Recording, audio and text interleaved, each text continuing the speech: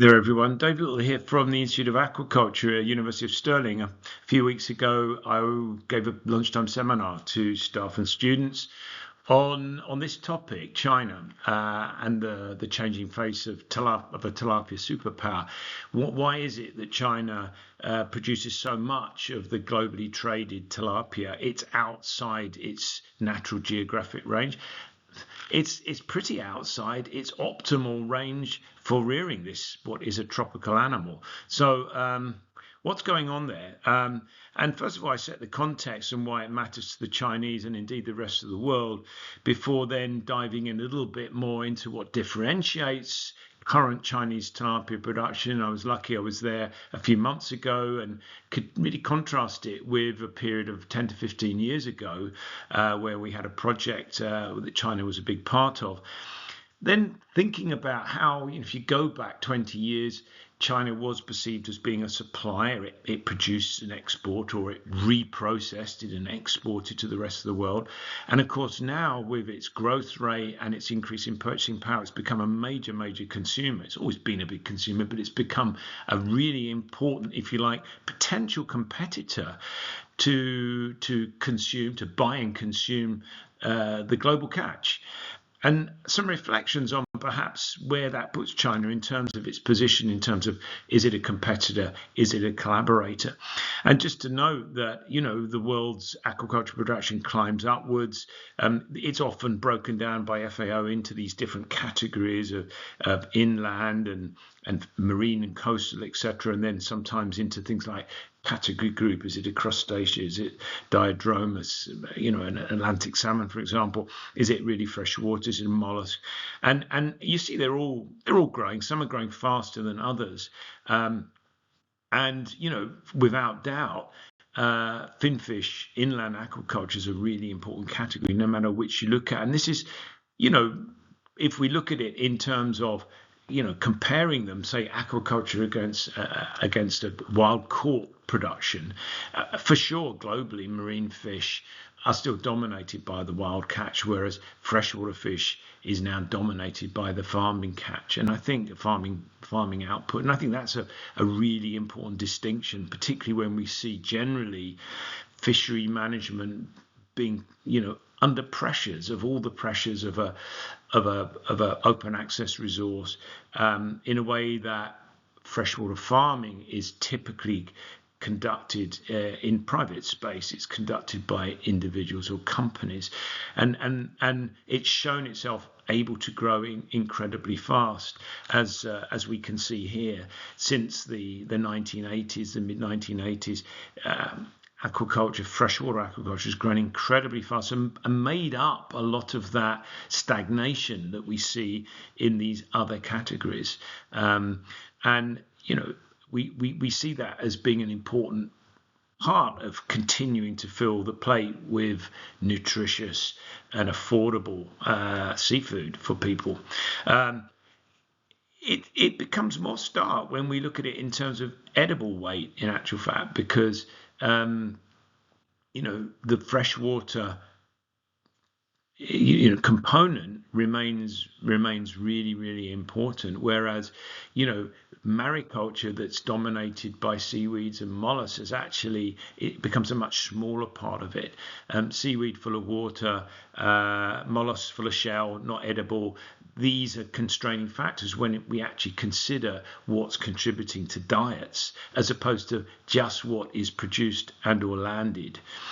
And that, is a bit of a paradox when we then look at number of publications around these different three areas: mariculture, brackish water, aquaculture, and freshwater.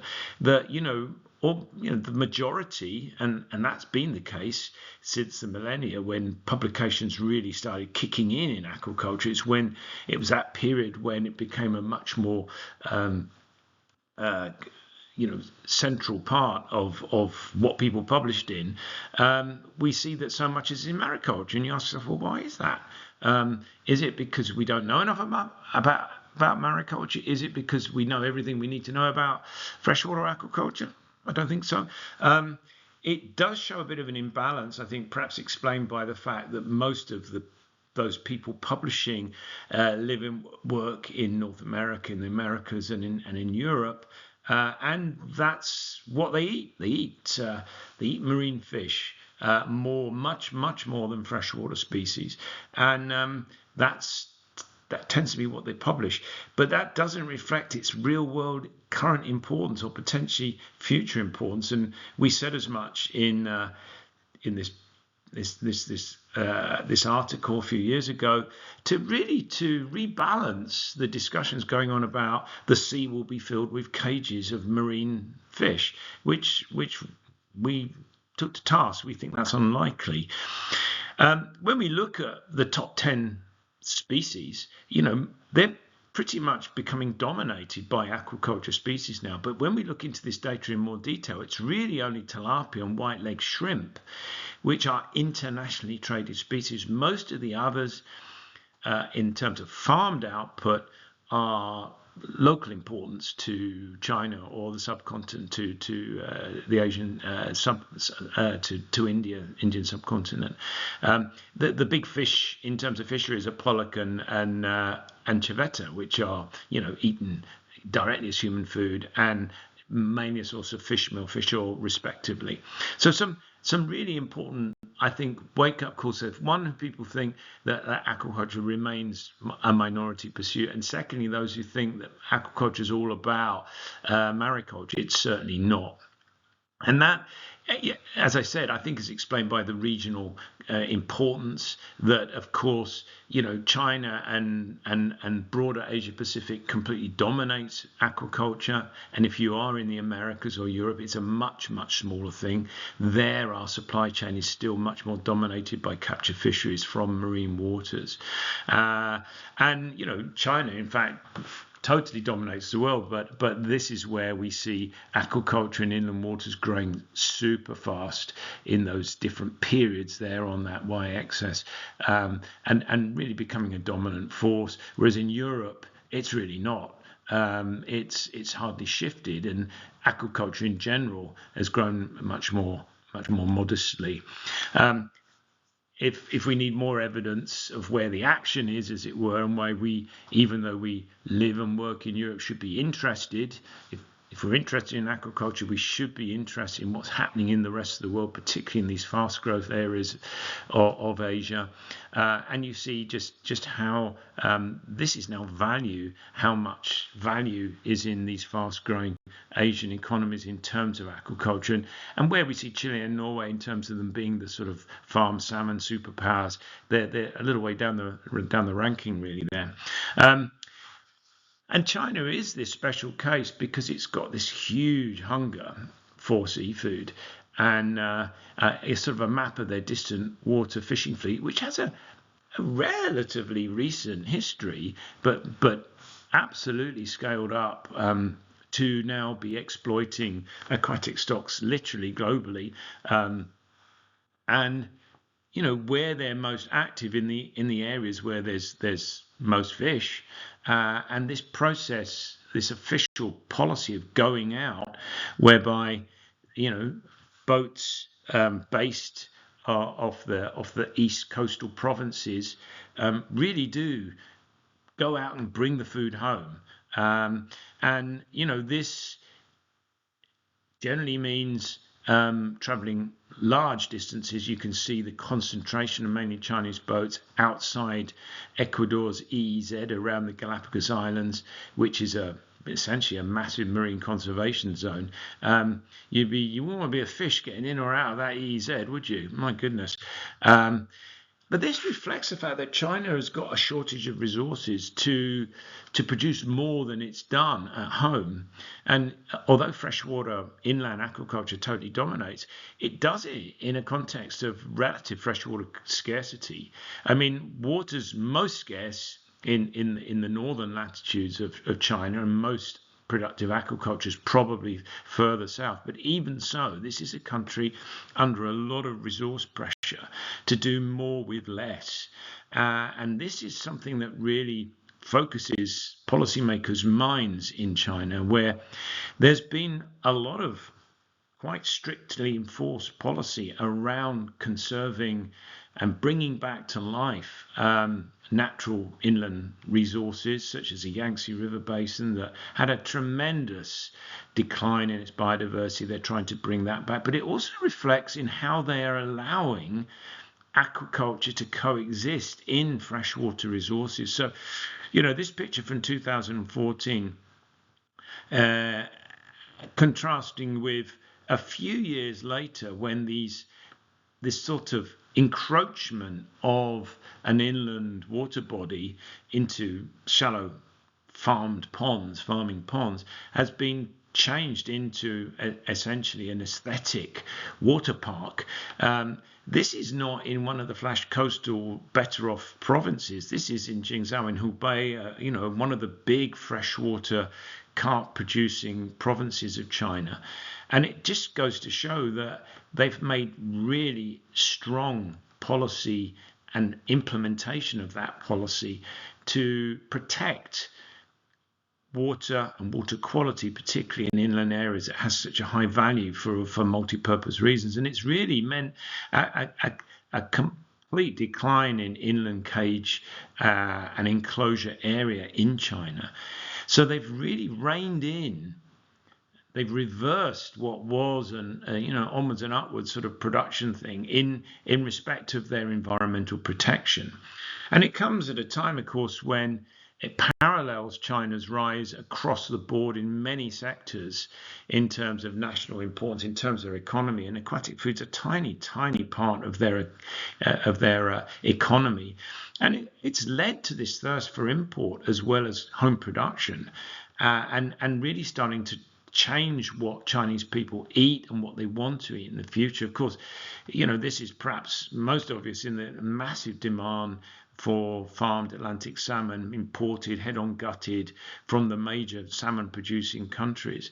China, of course, really wants to produce its own farmed Atlantic salmon. It's had many attempts to do this, and it's got a lot of appetite for doing this, but at the moment it's still pretty much all imported. And in an initiative that started with the Norwegian Seafood Export Council trying to get salmon into posh hotels and things in China. I mean, it's everywhere now.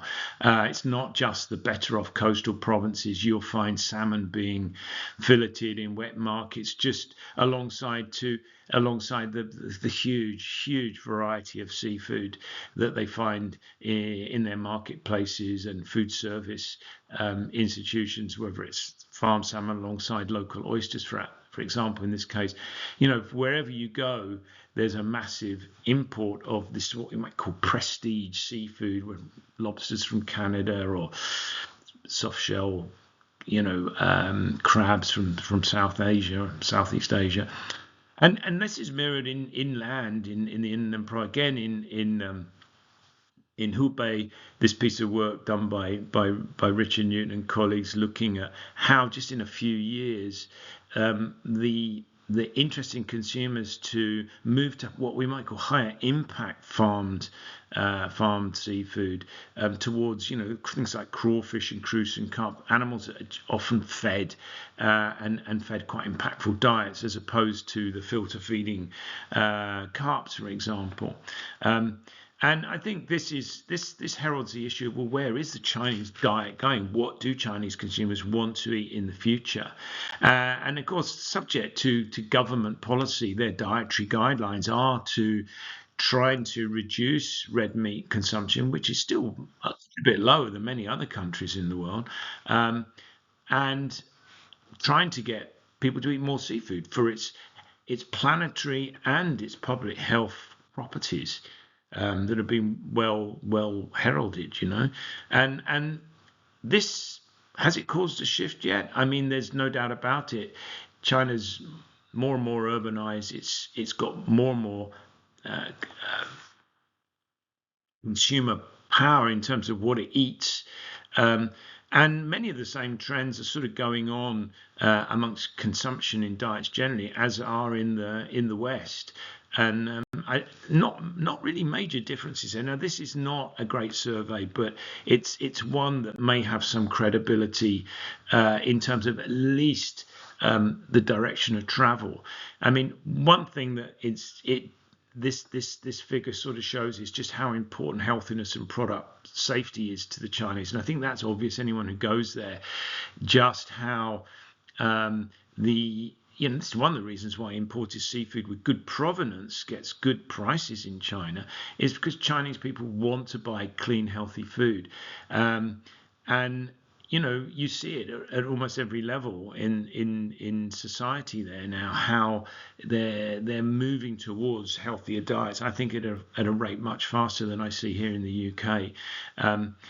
Where price still determines, frankly, more than anything else, as it does in many of the similar types of economy. China's different, and I think looking forward, it will continue to want to eat more seafood as a proportion of its diet, and be willing to pay for it, and to be conscious of how it can be a really healthy part of the diet. Now let's shift to tilapia and how it's grown. So, going back 2009 to 2014, we had a project that we looked at at the grassroots level, the tilapia growing areas of China, which are mainly in the south. Guangdong province produces a lot of the tilapia, but within Guangdong there's a lot of variability. It's a very, very big place, like a country, Guangdong province. So if you go to one district, Maoming, which is what we did, we went there because the secondary data told us this was where it's like an epicenter of Chinese tilapia. And it's not really until you get there you sort of begin to realize why. It's sort of opposite Hainan Island, that I'm not sure you can see because I think my head's in the way of that map. But the Hainan Island here was a major tilapia producing area, and still is, but declining rapidly as it turns into a sort of a tax-free port and tourist hub. And this, what we call the Maoming Triangle, it's a sort of triangular part of Guangdong province that has a really good local microclimate.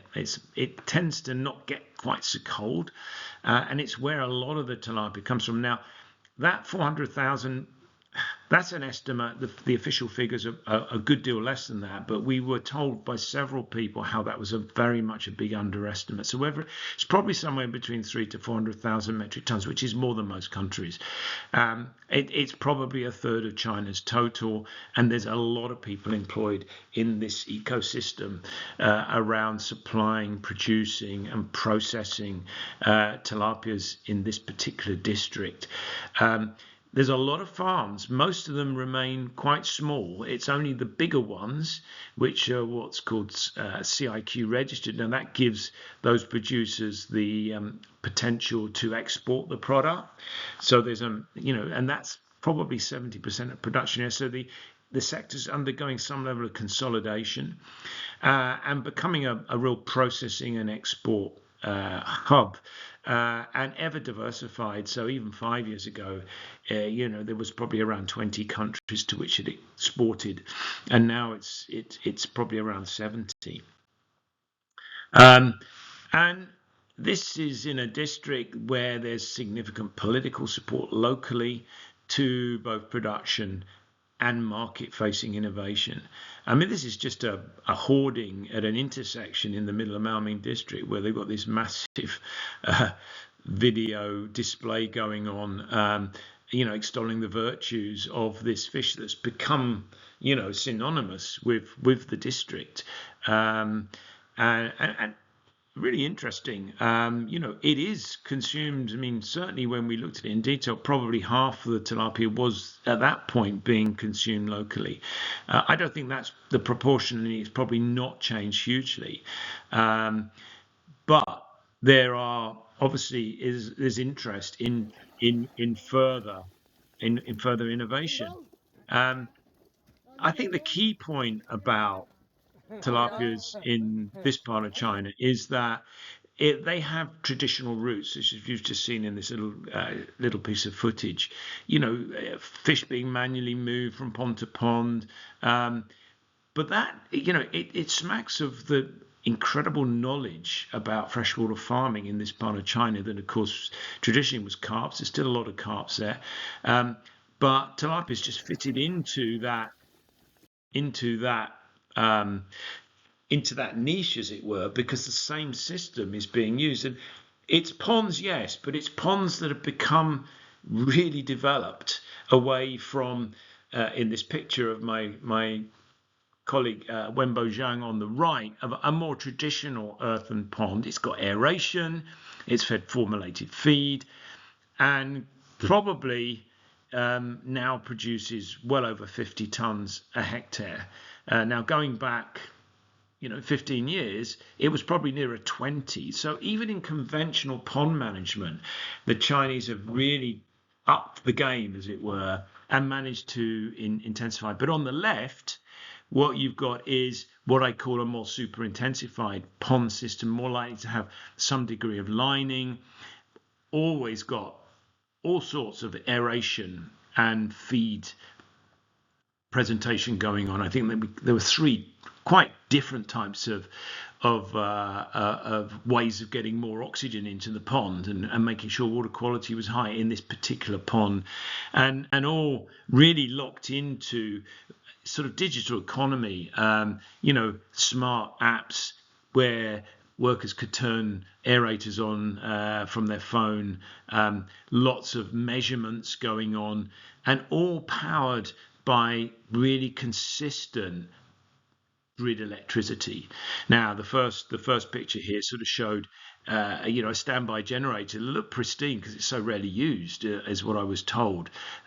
Such is the guarantee of grid electricity, and I can't underestimate how important I think that's been in supporting what is this sort of super intensification process to keep dissolved oxygen at 6.9 in a pond fairly consistently, to allow good appetite in your fish, good welfare, good growth, is what you need. And it's become highly management controlled in every type of input. So this part of China has good groundwater, for example. So you're guaranteed the water you're using comes in high quality. It's used quite sparingly because of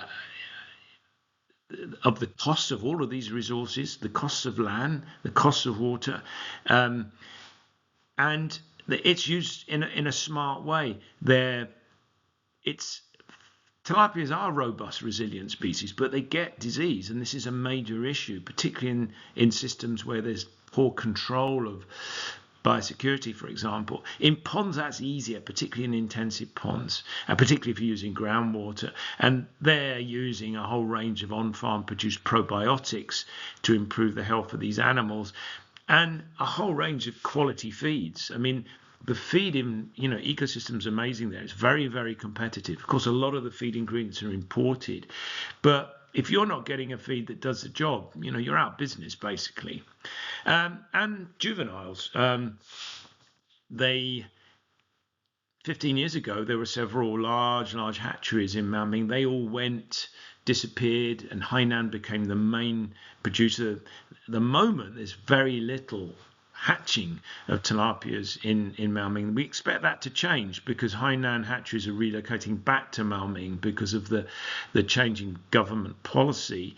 But this is an overwintering facility for juveniles, massive protective culture of improved strains. This is the Genomar facility there, right in the middle of Maoming.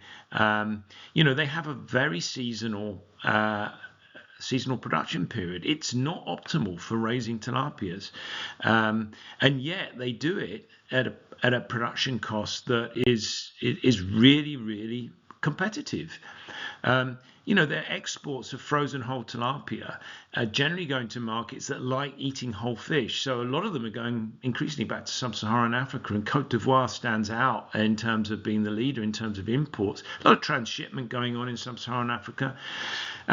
Many people in Africa will say, well, this is outcompeting our nascent domestic sector.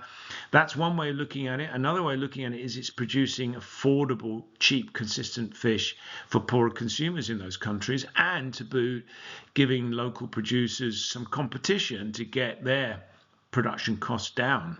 So whether you're in Ghana or Kenya or Tanzania, I think, this is not you have to look at it in terms of the overall balance here. And I think having affordable imported frozen tilapia that's obviously sold fresh when it gets to the country is giving local sector a good run for its money, and it means that you've got to improve your efficiency to compete with it. Um, if you take, the biggest market for tilapia fillets, frozen tilapia fillets, China produces the huge majority of those into the ever important new US market. Um, uh, of course, tariffs can have a tremendous impact. The fact is that this supplies affordable food in the US and many other countries, um, and it does it because it's really affordable. It's good value. If you go to countries which are much poorer than the US and look at how much consumers there are paying for their fish, it's often expensive.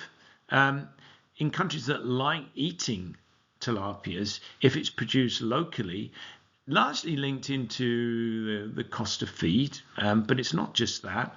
The Chinese, as I've said, are very efficient because they've got a really efficient way of producing the fish overall. It's not just about cheaper feed ingredients, although a lot of their feed ingredients are imported at world price. Um, in Lake Victoria, where there's a massive growth in cage-based aquaculture, these fish are significantly more expensive than what a processor's buying them farm gate in Guangdong, and this explains why it's China that is supplying the world market for frozen tilapias. And at the moment, it's not some of these other countries.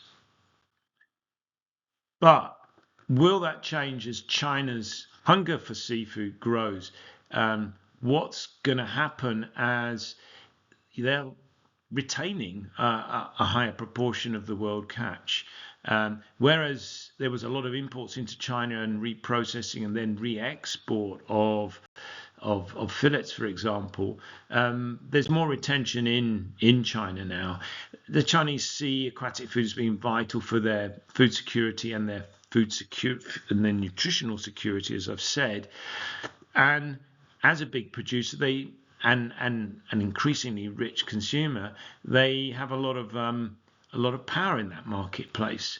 It's a paradox that even though they produce so much, they're still facing a shortfall. Um, and it comes back to, again, well, could they be perhaps retaining more of the tilapia they produce so efficiently? And there's signs that's happening in innovation in their marketing and their product development. It's not anymore just about whole live fish, which it has been. That has been the story for freshwater fish in China until very recently.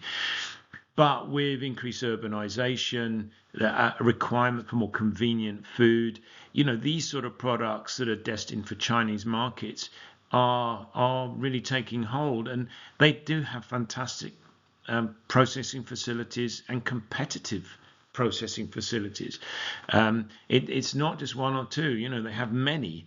And so that creates an ecosystem that means prices are low and innovation is high, and that's been supported here at various levels in government.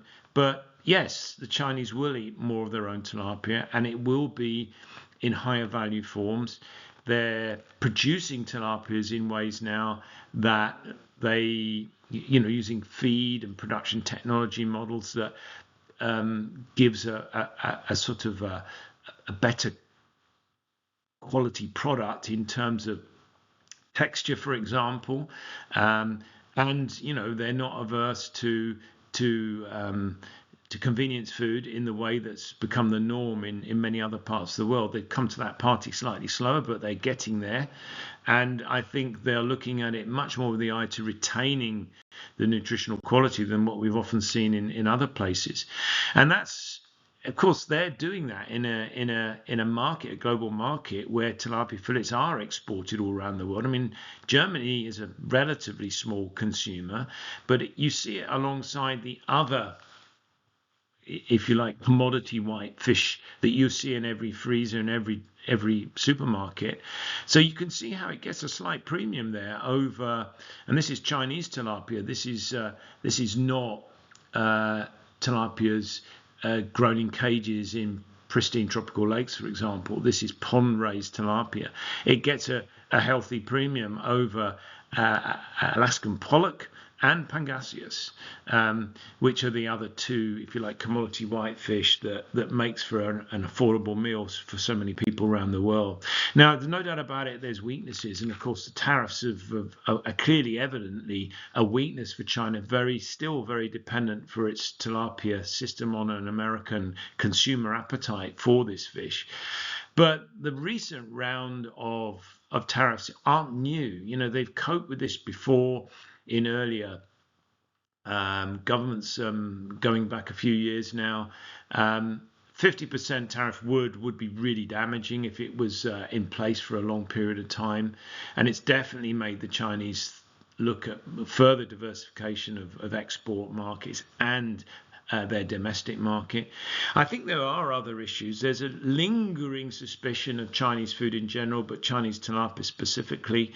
I mean, the Aquaculture Stewardship Council, for example, are phasing out their certification of Chinese fish based on what they claim is poor governance and inadequate control of labor in processing.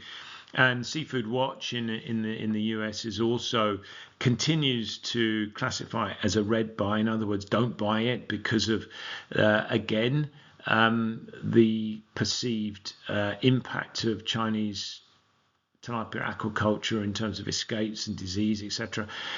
I think some of these need revisiting. I think what I saw this last time round, it's not perfect, but they're doing.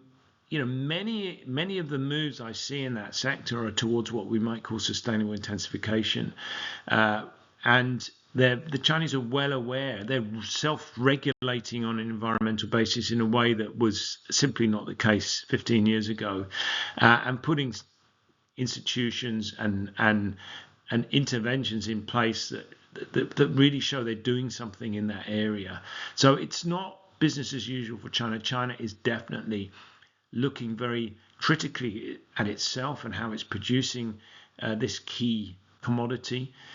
And I think with that, it becomes, an amazing resource for helping the rest of the world produce this key commodity in a more efficient way. That's not to say that every country will be able to go that super intensification route, because as I said, it's so dependent on consistent grid availability of electricity. But I think there's powerful opportunities there for China to share what it knows, to spread more intensive but sustainable practices in tilapia culture in ponds to other parts of the world, where frankly a reliance on cage-based tilapia in common pool resources is going to be, I think, very subject to scrutiny going forward, particularly in terms of social license, and we see this happening already. So pond-based aquaculture can be intensified. It makes it more visible, the pros and cons, the impacts, I think, are more relatively easier to understand and assess. And China's got a lot to share with the rest of the world. Just as it will continue to import fish, and it won't just be the high value species, the Canadian lobsters and the Ecuadorian shrimp, etc. It will be continuing to source, for example, pangasius from across the border with Vietnam's pangasius. It's one of Vietnam's most important markets for what is, again, a very affordable white fish species. As China's, gaze, Guangdong is a province where to stay farming, you've got to be able to wash your face in terms of rentals, and you've got to be really competitive. And those producers, that has led to them being super competitive and to these various levels of innovation, both in production and marketing. So some thoughts. Oh yeah, we had a little something on oily fish a few weeks after. I'd like to thank Wenbo Zhang, who really started all this work with his PhD, and he leads a very impressive team out of Shanghai Ocean University, Zizhuan and Hao, and of course Richard, who continues to work in that part of the world as well. So thank you very much. I hope you found that interesting.